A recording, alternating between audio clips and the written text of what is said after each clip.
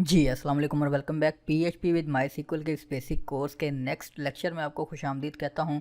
Last lecture में हमने database create करना और उसके साथ कनेक्टिविटी करना सीखी थी।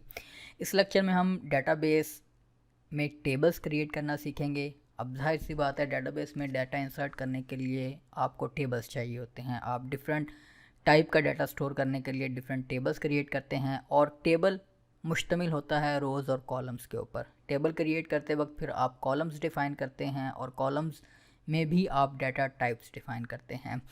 टेबल क्रिएट करने के दो मेथड्स हैं हमारे पास। हम पीएचपी के कोड के ज़रिए भी क्रिएट कर सकते हैं और पीएचपी माई एडमिन का सहारा लेते हुए एक ग्राफिकल यूज़र इंटरफेस से भी टेबल क्रिएट कर सकते हैं। हम दोनों मेथड्स को सीखेंगे क्योंकि कल को आप पीएचपी एप्लीकेशंस में डायनामिक टेबल्स अपनी एप्लीकेशन के थ्रू क्रिएट करवाना चाह रहे होंगे, तो आपको पीएचपी के मेथड का भी पता होना चाहिए। अगर आप खुद से एप्लीकेशन डेवलप कर रहे हैं अपने सिस्टम के ऊपर और आप डेटाबेस पीएचपी माई एडमिन के थ्रू भी क्रिएट कर सकते हैं। हम दोनों मेथड्स को फॉलो करते हैं। सबसे पहले तो डेटाबेस टेबल क्रिएट करने से पहले आपको जिन चीज़ों का ऑलरेडी आइडिया होना चाहिए वो एसक्यूएल का बेसिक स्ट्रक्चर और सिंटैक्स है। और इसके लिए मैंने वीडियो की डिस्क्रिप्शन में रेफरेंस लिंक्स दे दिए हैं जो कि एसक्यूएल की तमाम डाटा टाइप्स यहाँ पर लिस्टेड हैं और एसक्यूएल के तमाम कीवर्ड्स जो आप एसक्यूएल की क्वेरीज़ को रन करने के लिए इस्तेमाल कर सकते हैं वो यहाँ पर सारे लिस्टेड हैं। आप वन बाय वन को चेक कर सकते हैं और देख सकते हैं आगे उनकी डिस्क्रिप्शन लिखी है कि कौन सा कीवर्ड क्या काम करता है। लेकिन मैं कोशिश करूँगा कि आपको सारी बेसिक साथ साथ बताता जाऊँ। टेबल क्रिएट करने के लिए सबसे पहले तो आपको डेटाबेस से कनेक्टिविटी चाहिए उस फाइल के ऊपर जिस फाइल के ज़रिए आप डेटाबेस में टेबल क्रिएट करना चाह रहे हैं। डेटाबेस से कनेक्टिविटी के लिए हमने db.php की फ़ाइल बनाई थी और उसमें सारा कोड ये डेटाबेस कनेक्टिविटी से हमारा लिखा गया है। अब सिंपली हमने जिस फाइल पीएचपी फाइल के पीएचपी फाइल या पीएचपी स्क्रिप्ट में जहाँ भी हमने डेटाबेस से रिलेटेड टास्क परफॉर्म करना है तो हमें डेटाबेस से कनेक्टिविटी की इस फाइल को सिंपली इंक्लूड करना होगा। हम उसको इंक्लूड कर लेते हैं। आप इंक्लूड बल्कि रिक्वायर वाला मेथड ज़्यादा प्रेफर्ड है क्योंकि डेटाबेस कनेक्टिविटी के बगैर तो ये काम परफॉर्म नहीं होगा, तो हम इसको रिक्वायर कर लेते हैं। रिक्वायर में सिंपली दोनों फाइल्स चूँकि एक ही डायरेक्टरी में हैं तो हम db.php की फ़ाइल को यहाँ पर लिंक कर देते हैं। उसके बाद अब आ जाते हैं डेटाबेस टेबल क्रिएट करने के सिंटैक्स की तरफ। तो डेटाबेस टेबल क्रिएट करने का सिंटैक्स बड़ा सिंपल है, स्क्रीन पे आपके सामने मौजूद है। इसमें क्रिएट टेबल का कीवर्ड इस्तेमाल करते हैं हम एसक्यूएल का।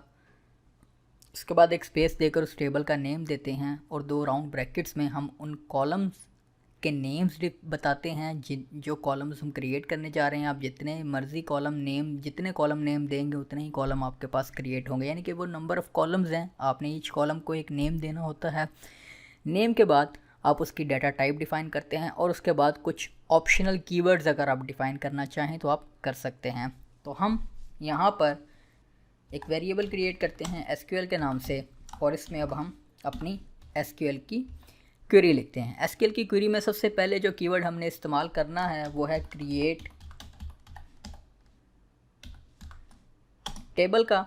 और क्रिएट टेबल के कीवर्ड के बाद आप अपने उस टेबल का नेम देते हैं। आप टेबल को कोई भी नाम दे सकते हैं, मैं इसको कह देता हूँ यूज़र्स।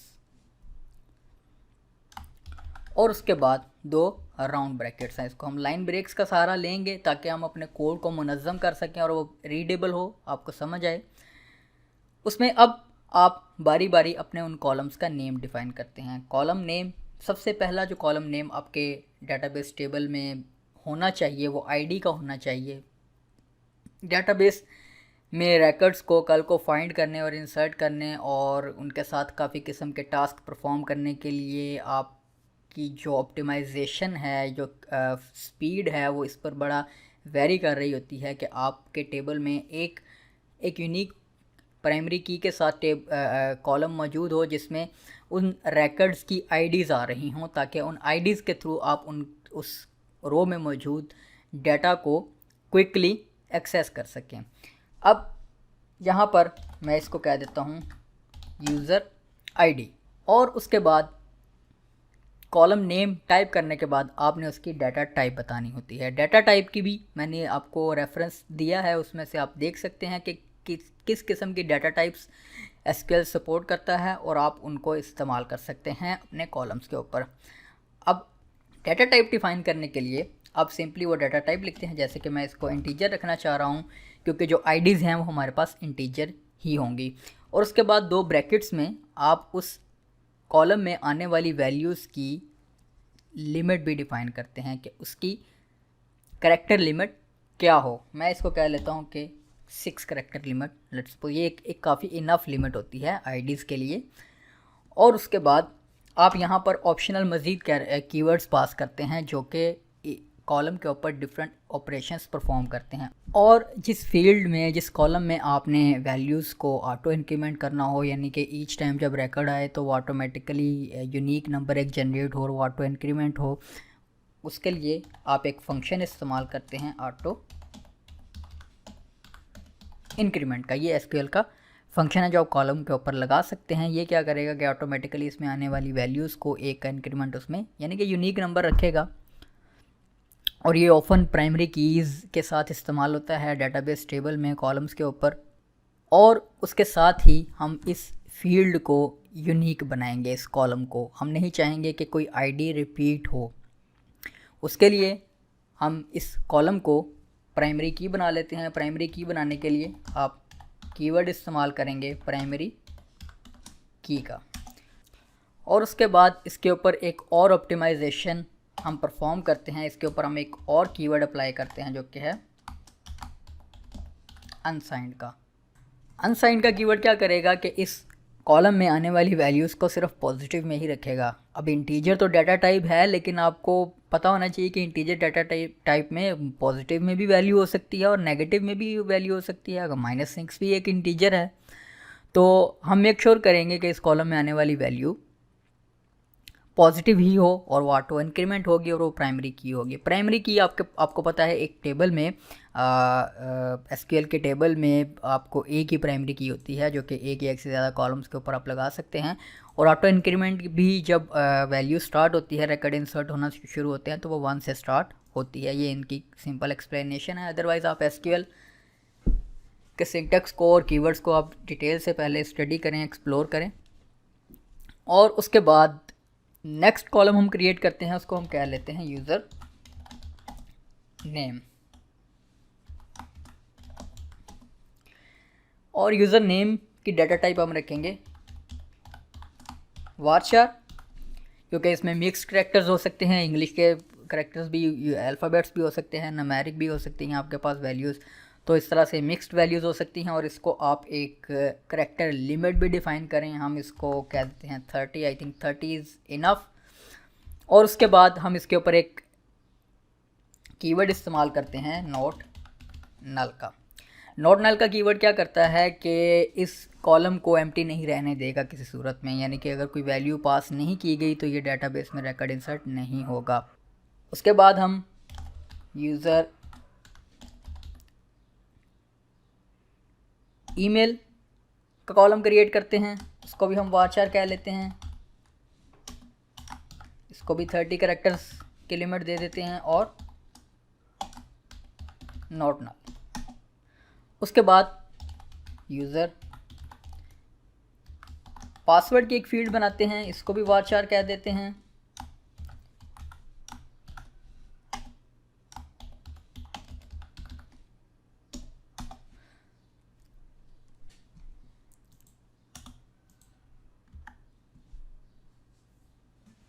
उसके बाद एक फील्ड बनाता हूँ यूज़र कंट्री, यानी कि यूज़र कंट्री का भी एक कॉलम बनाते हैं, इसको भी वारचार रखते हैं। इसको हम 20 करैक्टर कर देते हैं, क्योंकि वो नॉर्मली हमारे पास ड्रॉप डाउन लिस्ट होती है जिससे यूज़र सिर्फ कंट्री सेलेक्ट करता है। तो इसमें हम सिंपली या तो कंट्री की आईडी इंसर्ट करवा सकते हैं या कंट्री का पूरा नेम भी इंसर्ट करवा सकते हैं। ओके, इसको भी नॉट नल। लेकिन अब जाहिर सी बात है कुछ कॉलम्स आपके डेटाबेस टेबल में ऐसे भी होते हैं जिनको लाजमी नहीं सारों को आपने नोट नल ही रख देना है। कुछ ऐसे कॉलम्स भी होते हैं जिनमें यूज़र पॉसिबल है वो यूज़र वैल्यू दे या ना दे, जैसे फ़र्स्ट नेम और लास्ट नेम होते हैं, और सिटी, एड्रेस वगैरह यूज़र कई फील्ड्स आपके पास फॉर्म्स में ऐसी भी होती हैं जो कि स्किपेबल होती हैं, जो कि रिक्वायर्ड नहीं होती, तो उस सूरत में आप क्या करें, आप सिंपली या तो उनको नॉट नल ना रखें, लेकिन फिर भी अगर आप उनको नॉट नल उनके ऊपर इस्तेमाल करना ही चाह रहे हैं कि भाई उसमें कोई ना कोई वैल्यू आनी ही चाहिए, तो अगर यूज़र इंसर्ट नहीं कर रहा और यूज़र की तरफ से कोई वैल्यू नहीं आई है, तो आप उसमें डेटाबेस लेवल पर ही एक डिफ़ॉल्ट वैल्यू भी उस कॉलम को असाइन कर सकते हैं कि अगर वैल्यू पीएचपी से या कोड से या यूज़र एंड से नहीं आई है तो एक डिफ़ॉल्ट वैल्यू इसको सेट कर दो। उसके लिए आप सिंपली डिफ़ॉल्ट का कीवर्ड इस्तेमाल करते हैं और उसको कोई वैल्यू पास कर देते हैं। अब यहाँ पर अंदर जब आपने आउटर, ये तो बेसिक सी बात है जो हमने बार बार बताई है कि अगर आपने आउटर डबल कोट्स इस्तेमाल किए हुए हैं तो इनर सिंगल कोट्स आप इस्तेमाल करेंगे। हम इसको कोई वैल्यू दे देते हैं।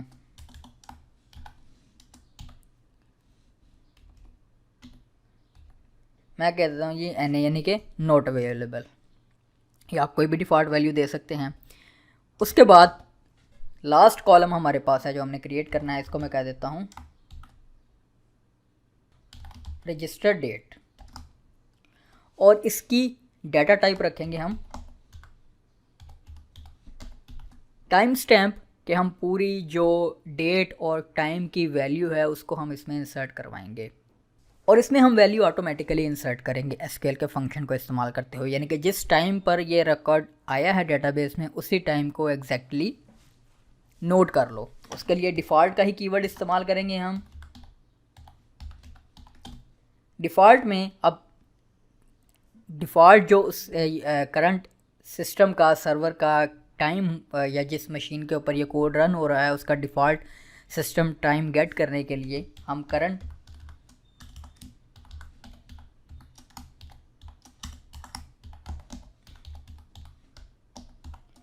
टाइम स्टैम्प का फंक्शन इस्तेमाल करते हैं। एक तो डिफ़ॉल्ट के ऊपर करंट टाइम स्टैम्प हम कहेंगे कि इस कॉलम में जब भी रिकॉर्ड आया है तो डिफ़ॉल्ट करंट टाइम स्टैम्प जो है वो उसमें वैल्यू इंसर्ट कर दो, और ऑन अपडेट कि यानी कि जब भी ये टेबल अपडेट हो, यानी कि ये फ्यूचर में आप यूज़र को ऑप्शन भी देंगे कि वो रिकॉर्ड अपडेट कर सके, अपने रिकॉर्ड्स अपडेट कर सके, अपनी इंफॉर्मेशन चेंज कर सके, जिसको हम डेटाबेस में अपडेट का एक्शन परफॉर्म करेंगे जिसके ऊपर। तो हम क्या करेंगे कि जब भी ये टेबल इस किसी भी यूज़र की जो वैल्यू है, किसी भी रो की जो वैल्यू है वो अपडेट हो, तो इसमें ऑटोमेटिकली जो नया टाइम स्टैम्प है वो आ जाए कि जिस टाइम पे ये अपडेट हुआ था। आप दो डिफरेंट कॉलम्स भी बना सकते हैं कि रजिस्टर डेट और लास्ट अपडेट डेट, अपने डेटाबेस को मज़ीद ऑप्शंस ऐड करने के लिए कि आप चेक कर सकें कि लास्ट टाइम कब अपडेट हुआ था यूज़र का रिकॉर्ड, इस तरह से सो ऑन। तो इसको अब हम ख़त्म करते हैं। ये हमारे पास एक कोड है टेबल क्रिएट करने का, जिसको अब हम टेस्ट करते हैं कि सक्सेसफुली हमारा टेबल क्रिएट होता है या नहीं। उसके लिए अब आपने ये जो एसक्यूएल की क्वेरी लिखी है इसको अब आपने रन करना है। रन करने के लिए हम इफ़ कंडीशन इस्तेमाल करेंगे,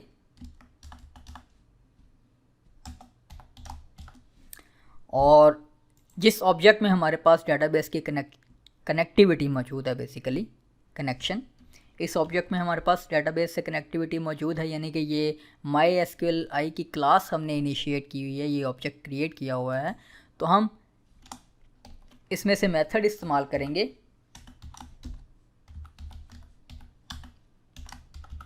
क्वेरी का। जैसे यहाँ पे ये मेथड कनेक्ट एरर का इस्तेमाल किया गया है, इसी तरह से आप क्वेरी का मेथड इस्तेमाल करते हैं। ये इस ऑब्जेक्ट में मौजूद होता है, MySQLi की क्लास में मौजूद होता है आपके पास क्वेरी का मेथड, यानी कि ये एक फंक्शन है जिसमें आप अब अपनी एसक्यूएल की क्वेरी पास करेंगे। आप क्वेरी ये डायरेक्टली यहाँ पर भी पास कर सकते हैं, लेकिन हमने मुनज़्ज़म रखना है अपने कोड को, तो हमने एक वेरिएबल में उसको क्रिएट किया है। तो अब हम यहाँ पर वो वेरिएबल पास करेंगे कि अब इस इफ़ कंडीशन में ये ट्रू तब ही रिटर्न होगा इसको जब ये क्वेरी सक्सेसफुल रन हो चुकी होगी। और हम इसको फिर चेक करेंगे कि अगर तो ये ट्रू है कि क्वेरी सक्सेसफुल रन हो गई है। अब ट्रिपल इक्वल इसीलिए लगाया कि हम इसकी डाटा टाइप भी वो मेक श्योर करना चाहेंगे, ये हमने बेसिक सारी चीज़ें स्टडी की हुई हैं। अगर तो ट्रू है कि क्वेरी हमारी सक्सेसफुल रन हो गई है तो हम यहाँ पर एको कर लेंगे, एक मैसेज डिस्प्ले करवा लेंगे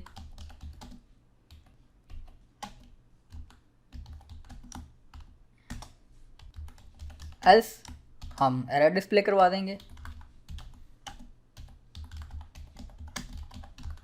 और साथ एरर को कंकैटिनेट भी कर देंगे, क्योंकि कनेक्शन के ऑब्जेक्ट में ही हमारे पास एरर का मेथड मौजूद होता है जो कि एरर को आउटपुट कर देगा कि क्या एरर हमारे पास आया है।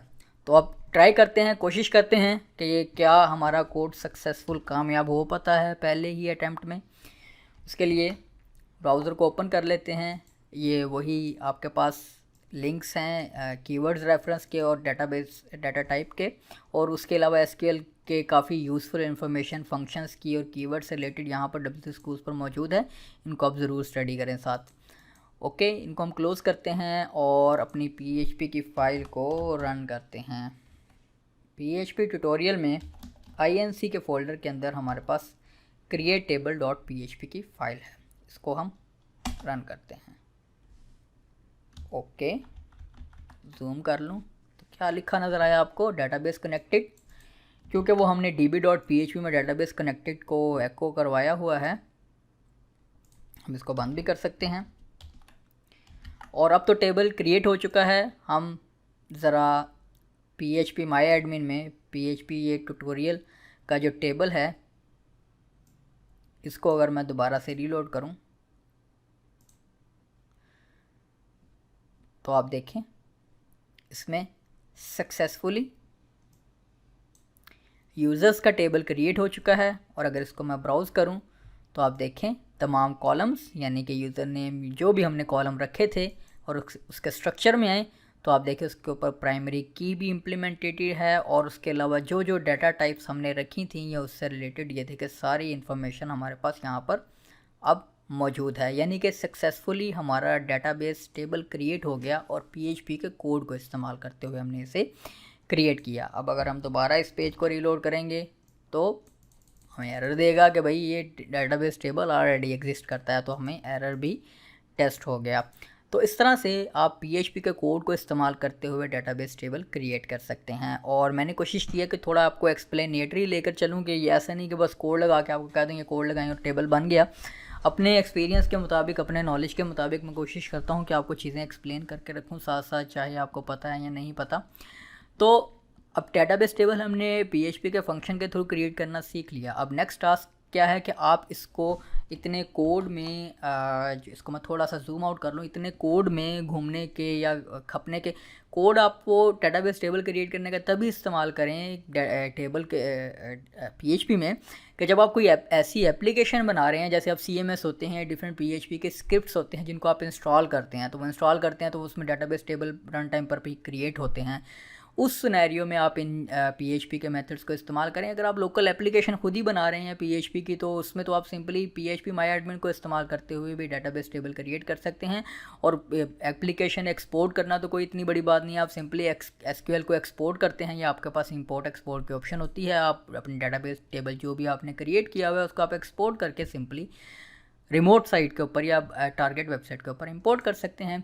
लेकिन मेरी कोशिश ये है कि आपको सारी चीज़ें साथ साथ बताऊं जो कर सकते हैं आप, की जा सकती हैं। अब आ जाते हैं PHP माई एडमिन की तरफ। अब PHP माई एडमिन ज़ाहिर सी बात आपको एक ग्राफिकल यूज़र इंटरफेस देता है अपने डेटाबेस को मैनेज करने के लिए।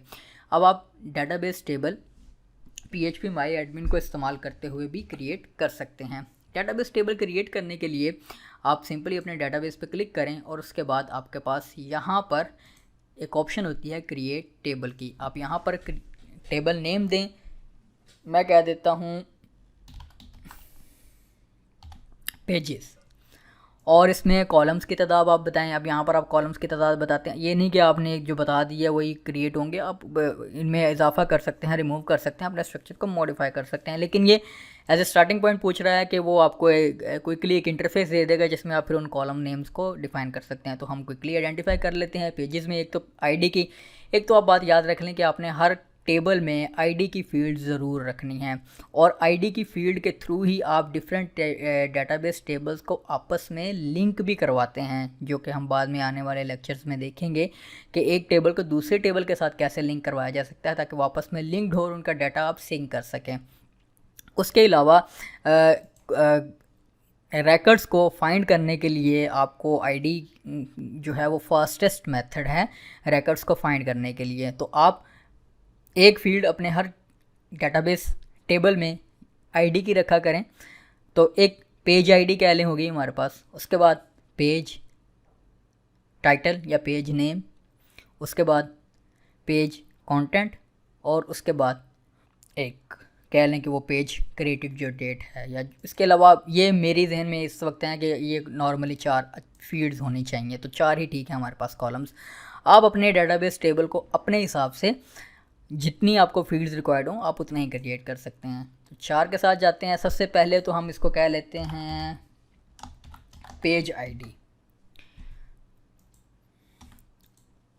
उसके बाद अब आपके पास देखें कि आपको वो WC स्कूल्स पे जाने की ज़रूरत नहीं पड़ेगी देखने के लिए कौन कौन सी डाटा टाइप। हाँ, अगर आपने डिटेल पढ़नी है तो आप जा सकते हैं, लेकिन अब आपके सामने यहीं पर ड्रॉप डाउन में मौजूद हैं जो डाटाबेस टाइप्स डाटा टाइप्स आप कॉलम के ऊपर इम्प्लीमेंट कर सकते हैं, वो आपके सामने यहाँ पर मौजूद हैं। मोस्ट पॉपुलर यहाँ पर टॉप पर 4 किस्म की आपके पास मौजूद होती हैं जो ज़्यादा इस्तेमाल होती हैं, जेनेरिक। उसके अलावा फिर न्यूमेरिक में भी आपके पास डिफरेंट ऑप्शंस हैं, टाइनी, स्मॉल। आप इनकी सारों की डिटेल स्टडी कर सकते हैं WC स्कूल्स वगैरह या SQL के अपने मैं रेफरेंसेस में लिंक्स दे दूंगा, आपको वहाँ से स्टडी कर सकते हैं। डेट टाइम से रिलेटेड भी आपके पास मल्टीपल फील्ड्स होती हैं। स्ट्रिंग से रिलेटेड भी आपके पास आपने देखा कि हमने वो वारचार इस्तेमाल किया था, अब हम बाकी भी इस्तेमाल करेंगे। तो इंटीजर चूज़ करते हैं और आप उसकी लेंथ वैल्यूज़ में बता सकते हैं। आप इस पर जो इस क्वेश्चन मार्क पे माउस ओवर करेंगे तो आपको इसकी डिटेल भी पता लग जाएगी। तो इंटीजर है हमारे पास, इसको भी हम 6 ही रखते हैं, या 10 कर लेते हैं। ओके, और उसके बाद डिफ़ॉल्ट आप इसको नन रखेंगे क्योंकि हम इसको क्या काम करना चाह रहे हैं, इसके ऊपर हम इसको इंडेक्स बनाना चाह रहे हैं प्राइमरी की। ओके, क्योंकि ये ऑटो इंक्रीमेंट होगी। ऑटो इंक्रीमेंट के लिए अब आपने इसको चेक कर देना है। उसके बाद पेज टाइटल की एक कॉलम बना लेते हैं इसको हम वारचार ही रख लेते हैं और इसकी 255 कैरेक्टर्स लेंथ दे देते हैं, काफ़ी इनफ होती है। और नॉट नल वगैरह के लिए आप ये चेकबॉक्स यूज़ कर सकते हैं। पेज टाइटल के बाद पेज कंटेंट। अब कंटेंट आपके पास काफ़ी ज़्यादा भी हो सकता है, तो उसके लिए हम लॉन्ग टेक्स्ट इस्तेमाल करेंगे और इसको हम कोई भी लेंथ वैल्यूज़ पास नहीं करेंगे, डिफ़ॉल्ट रहने देंगे लॉन्ग टेक्स्ट की। इसकी आप डिटेल स्टडी कर सकते हैं कि कितनी होती है आपके पास। उसके बाद डिफ़ॉल्ट वही है एज़ डिफाइंड में। आप बता सकते हैं कि डिफ़ॉल्ट वैल्यू क्या हो, नल हो, करंट टाइम स्टैम्प हो, इसको हम बाद में नीचे देखते हैं। उसके बाद एट्रीब्यूट्स होते हैं,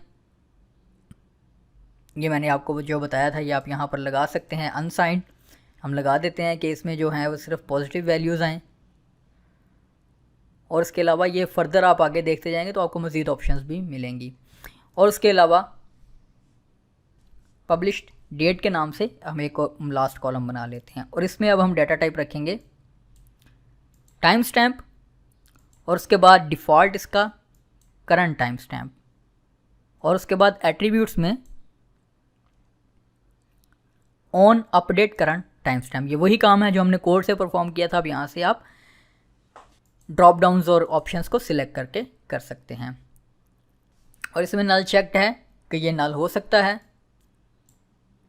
और सक्सेसफुली जब आप अपने टेबल्स क्रिएट कर लें, यानी कि कॉलम्स क्रिएट कर लें, और अगर आपने किसी पॉइंट पर आपको लगे कि आपने ये कुछ कॉलम कम क्रिएट कर लिए हैं तो आप कॉलम में इजाफा करना चाह रहे हैं, तो आप सिंपली यहीं पर ये टॉप पर आपके पास ऑप्शन मौजूद होती है, आप नंबर ऑफ़ कॉलम्स बताकर उतने कॉलम ऐड कर सकते हैं। और जब आप अपना सारा स्ट्रक्चर बना लें तो सिंपली सेव पे क्लिक कर दें।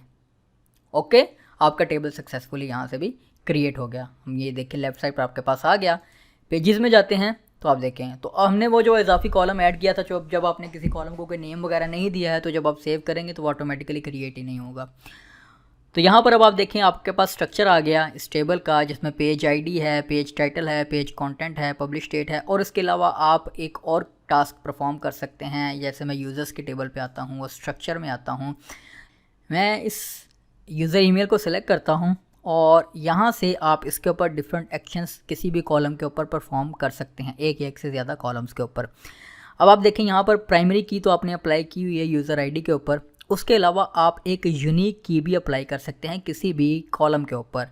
अब क्या होगा कि इस कॉलम में वैल्यू कोई भी डुप्लीकेट नहीं हो सकेगी। ये किस सेंस में काम होगा कि यूज़र्स आपके साइन अप हो रहे हैं तो आप एक ईमेल से एक ही अकाउंट क्रिएट करना चाह रहे हैं, आप नहीं चाह रहे कि एक ईमेल से मल्टीपल यूज़र अकाउंट क्रिएट कर सके। तो ये डेटाबेस लेवल पर आपके पास सबसे बड़ी सिक्योरिटी मौजूद है ऑलरेडी, यूनिक की। आप किसी भी कॉलम के ऊपर जो यूनिक की लगा देंगे उसमें फिर वैल्यू कोई भी डुप्लीकेट नहीं हो सकती। एग्जैक्ट मैच की डिफरेंट वैल्यू होगी हमेशा, एक वैल्यू डुप्लीकेट नहीं हो सकती। डेटाबेस लेवल पर काम करते हुए जो सबसे पहली सिक्योरिटी आपकी शुरू होती है वो डेटाबेस स्ट्रक्चर से ही शुरू हो जाती है कि आप डेटाबेस स्ट्रक्चर जब क्रिएट कर रहे होते हैं तब आपने बड़े ध्यान से अपने कॉलम्स को क्रिएट करना है और उनमें आने वाली डाटा टाइप्स को भी अप्रोप्रिएट रखना है और उनकी लिमिट्स को भी डिफ़ाइन करना है, ताकि किसी अब यूज़र नेम है, आपको पता है कि मैक्सिमम 30 कैरेक्टर से ऊपर तो सेंस नहीं बनती। तो अगर आप इसको खुला छोड़ देंगे 255 कैरेक्टर्स तक तो वो यूज़र जो है वो हो सकता है वो एसक्यूएल इंजेक्शन वगैरह या इस तरह की चीज़ें जब फ्रंट एंड से सबमिट होंगी तो जब डेटाबेस लेवल पर सिक्योरिटी लगी हुई है वो डेटाबेस उसको एक्सेप्ट ही नहीं करेगा, तो आप वहाँ पर सिक्योर हो जाएंगे। इसके अलावा मज़ीद ऑप्टिमाइजेशंस हैं, मज़ीद चीज़ें हैं जो आप एसक्यूएल की सिंटेक्स को और एसक्यूएल के को इन डिटेल पढ़े बगैर समझ नहीं सकते। हमारा तो इस कोर्स में तो हम सिंपली चीज़ों को पीएचपी के साथ माई एसक्यूएल डेटाबेस को इस्तेमाल कर रहे हैं और माई एसक्यूएल असल में एसक्यूएल के ही स्टैंडर्ड के ऊपर बना है। एसक्यूएल की ही स्टैंडर्ड क्यूरीज़ हैं, एसक्यूएल के ही स्टैंडर्ड फंक्शंस हैं जो आप इस्तेमाल कर रहे हैं इस माई एसक्यूएल के साथ। तो आप उनको स्टडी करें, क्योंकि स्टडी के बगैर कोई भी चीज़ ऐसा नहीं है कि वो हलवा नहीं है कि हर चीज़ आपको बनी बनाई मिल जाए। आपको थोड़ी सी पढ़ना, क्योंकि अगर आप ऑलरेडी सीएस वगैरह के स्टूडेंट्स हैं तो ये बातें मुझे आपको बतानी नहीं पड़ रही होंगी कि आप सिंपली आपको ऑलरेडी आप अपनी किताबों में पढ़ रहे हैं एसक्यूएल के सिंटेक्स को, स्ट्रक्चर को। हमारा तो मकसद सिर्फ ये है कि आपको आसान ट्यूटोरियल्स के साथ पीएचपी के ज़रिए इस्तेमाल करते हुए एसक्यूएल डेटाबेस को डेटाबेस ऑपरेशंस परफॉर्म करना सिखाना है। लेकिन साथ साथ मैं कोशिश करता हूँ कि आपको एक्सप्लेन भी करता जाऊँ। तो इस लेक्चर को यहाँ पर ख़त्म करते हैं और इंशाल्लाह नेक्स्ट लेक्चर में हम इस डेटाबेस टेबल में वैल्यूज़ को अपनी पीएचपी फाइल्स के ज़रिए फ्रंट एंड से इस डेटाबेस टेबल में इंसर्ट करना सीखते हैं। तो नेक्स्ट लेक्चर तक के लिए इजाज़त दीजिए। अल्लाह हाफिज़।